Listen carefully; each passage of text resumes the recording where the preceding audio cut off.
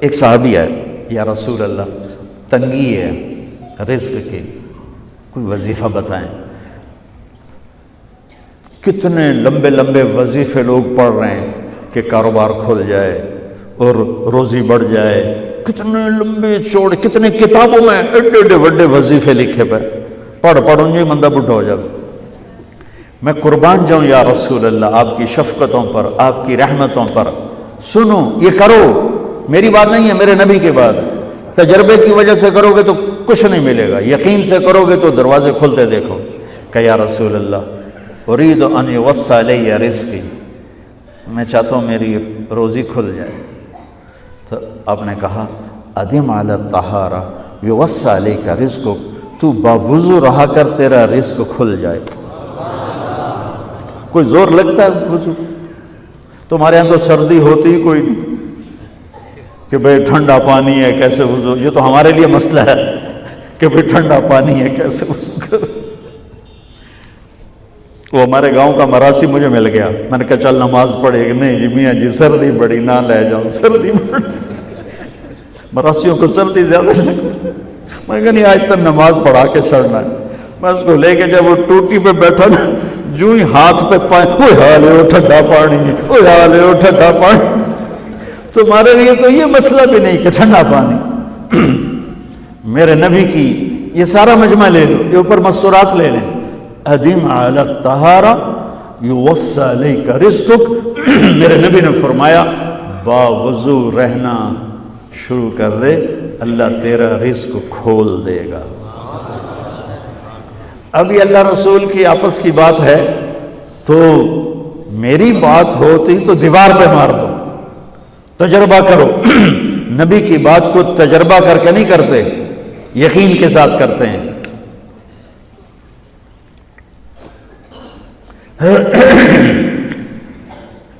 ادم علی الطہارہ یوسع علیک رزقک، باوضو رہا کر۔ اچھا باوضو رہنے کے اور فائدے، اللہ پیار کرتا ہے، شیطان ڈرتا ہے، اور وضو ہوگا تو نماز آپ ہی پڑھی جائے گی، چلو یار وضو ہے 4 فرض ہی پڑھ لو گی۔ ایک دفعہ شیطان آیا ہمارے نبی سے ملنے، تو آپ نے اس سے پوچھا تیرے دشمن کتنے؟ کہنے لگا 15۔ آپ نے فرمایا کون کون ہے؟ کہنے لگا پہلے تو تھوڑا ہی نمبر ہے، پہلا نمبر تو تھوڑے نال میرا لگو ہے۔ پھر کہنے لگا وہ مسلمان جو 24 گھنٹے باوضو رہتا ہے وہ میرا بڑا دشمن ہے۔ جو باوضو رہتا ہے اور باوضو سوتا ہے، ایک فرشتہ اس کے لیے بندگی کا ثواب لکھتا رہتا ہے۔ خیر واپس آتا ہوں، میرے نبی نے فرمایا 4 باتیں لے لو اور دنیا بھی تمہاری آخر، ساری PIA زندہ ہو جائے گی، ساری اکانومی زندہ ہو جائے گی، ساری معیشت زندہ ہو جائے گی۔ 5 بھی نہیں، ایک انگلی بھی آپ نے نیچے کر دی کہ یہ بس اتنی لے لو۔ حفظ و امانت، صدق حدیث، حسن خلیقت، عفت فی طعمت۔ کیا خوبصورت! ساری زندگی کسی کو دھوکہ نہ دینا، دیانت داری۔ میرے ملک کے ادارے کیوں ڈوب گئے؟ دیانت نکل گئی، کھوٹ آ گئی، دھوکہ آ گیا۔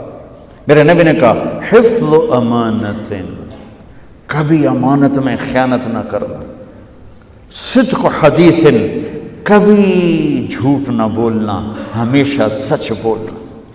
میرے نبی نے فرمایا میرا امتی ہر گناہ کر سکتا ہے، 2 نہیں کر سکتا، ایک جھوٹ کبھی نہیں بولے گا، ایک دھوکہ کبھی نہیں دے گا۔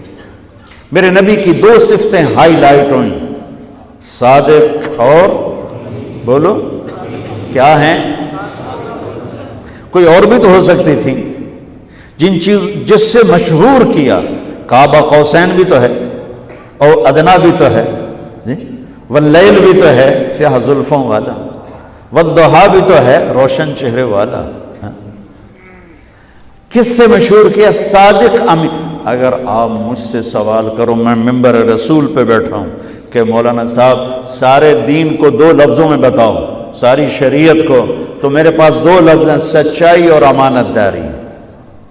آپ مجھ سے سوال کرو مولانا صاحب ساری دنیا کے کفر کو بتاؤ، تو میرے پاس 2 لفظ ہیں، جھوٹ اور دھوکے بازی۔ جھوٹ اور خیانت، پوری دنیا کا کفر ان کے اندر چھپا ہوا ہے، سچائی اور دیانتداری، پوری دنیا کا اسلام اس کے اندر چھپا ہوا ہے۔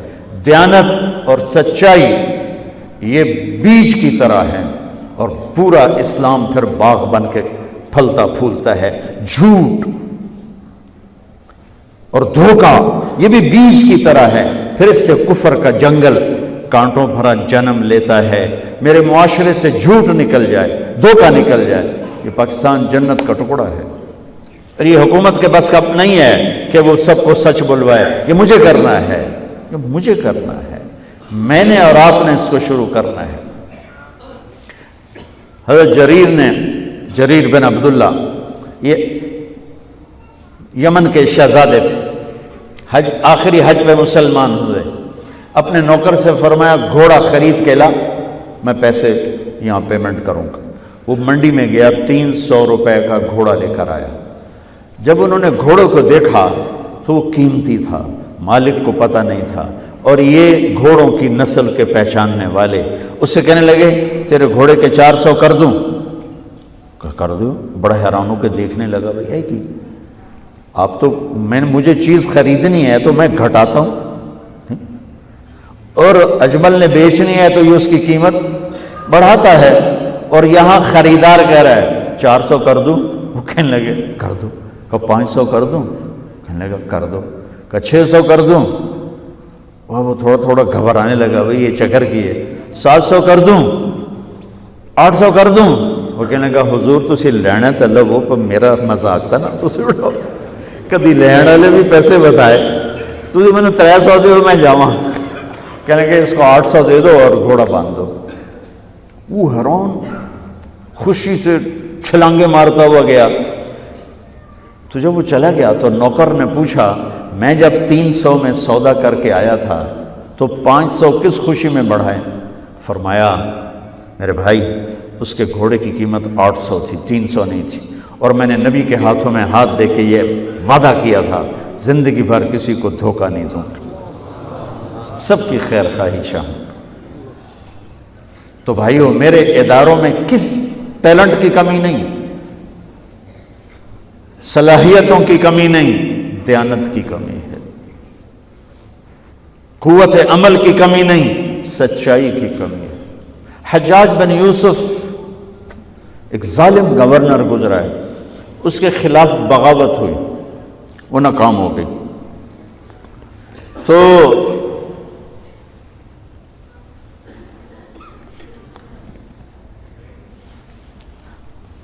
کوفہ میں ایک بزرگ رہتے تھے، ان کے بیٹے اس بغاوت میں شریک تھے۔ وہ چھپتے چھپاتے کئی سال کے بعد واپس آ گئے۔ ابن خراش ان کا نام تھا۔ ان کی سچائی مشہور تھی کہ ابن خراش جھوٹ نہیں بولتا۔